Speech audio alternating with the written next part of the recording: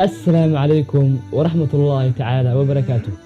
كسو دhowow channelkeena cilmi kororsi fadlan dadka marka ugu horeysay ee aad channelka soo booqatid subscribe taabo sidoo kale muuqaalkan like saar. maanta waxaan idin hayaa sida ugu fudud ee aad wax ku xifdin kartid.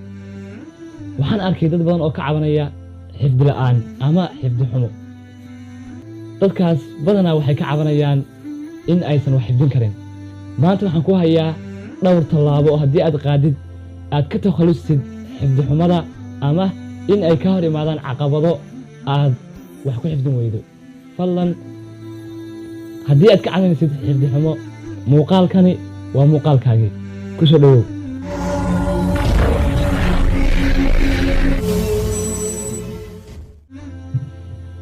dad badan oo caalamka ku nool waxay ka cabanayaan xifdi xumo ama inay wax xifdin waayaan, taas oo sababta mararka qaar inuu qofku iskaga tago waxbarashadiisa ama shaygu xifdin lahaa oo uu jeclaa inuu xifdiyo.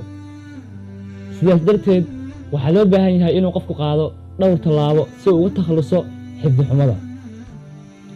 tallaabada koowaad ee looga baahan yahay inaad qaadid waa in aad shayga aad xifdinaysid aad ku celcelisid.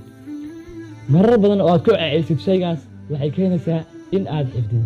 tusaale ahaan, waxaan ognahay in suuratulfaatixa uu qof kasta oo naga mid ah uu yaqaano. maanta haddii la dhaho qof suuratulfaatixa akhri, isagoo aan kitaab feerin ayuu kor ka akhrinayaa.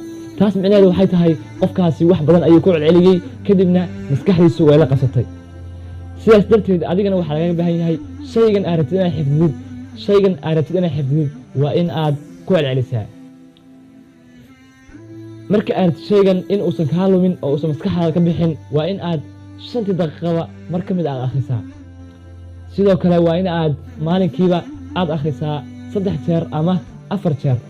qodobka xiga wuxuu yahay in wixii maskaxdaada aad gelisay oo aad maanta xifdinaysay in aad isku daydo inaad qortid. qoraalku wuxuu kaa caawinayaa in hadhow aadan ilaawin, si sahla aysan kaaga lumin waxyaabihii aad soo xifdiday. waxaad kaloo samayn kartaa marka aad shaygan xifdinaysid isku day inaad ku duubtid moobaylkaaga si hadhow codkaas aad u dhegaystid. hadhow codkaas wuxuu kuu fududaynayaa in aad si sahla ku xifdidid waxyaabihii aad rabtay inaad xifdidid. qodobka xiga wuxuu yahay in aad maskaxda siisid nasasho. nasashadu waxay kaa caawinaysaa in si wanaagsan ay kugu degaan waxyaabihii aad soo xifdiday. sidaas darteed haddii qofku uu seexdo hurdo ku filan ama uu nasto nasasho ku filan, qofkaas xifdigiisa wuxuu noqonayaa mid dhammaystiran. haddii uu isku dayo inuu soo xifdiyana wuxuu u xifdinayaa si toos ah. balse haddii aan weyno hurdo inugu filan, waxaa dhacaysa in maskaxdeennu aysan wax cashar ah ama duruus ah aysan qaadan. sidoo kale maskaxda waxay iska soo tuuraysaa waxyaabaha aan xifdinayno. qodobka xiga ee aan kula talinayo waxay tahay marka aad rabtid inaad wax xifdisid waa inaad siisaa wakhti iyo juhdi badan. wax kasta oo lagu bixiyo dadaal, juhdi, wakhti, intaas waxyaabaha lagu bixiyaa ay noqdaan wax miro dhal ah.